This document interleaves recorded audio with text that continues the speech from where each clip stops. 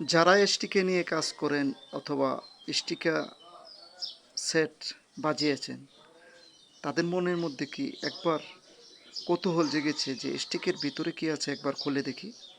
কিন্তু আমার মনের মধ্যে এরকম কৌতূহল হয়েছে, তাই তো আমি খুলে দেখলাম স্টিকের ভিতরে কি আছে এবং আপনাদেরকেও দেখাতে চেয়েছি।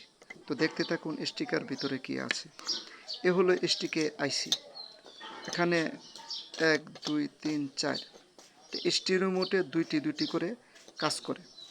তো অবশ্যই পারফেক্ট সাউন্ড কোয়ালিটি এবং 100% ওয়াট একুরেট পেতে চাইলে স্টিকি ছাড়া বিকল্প আর কোনো কিছুতেই নেই, যা এখন পর্যন্ত স্টিকাকে পেছনে ফেলার মতো কোনো কিছু সার্কিট বাইর হয়নি।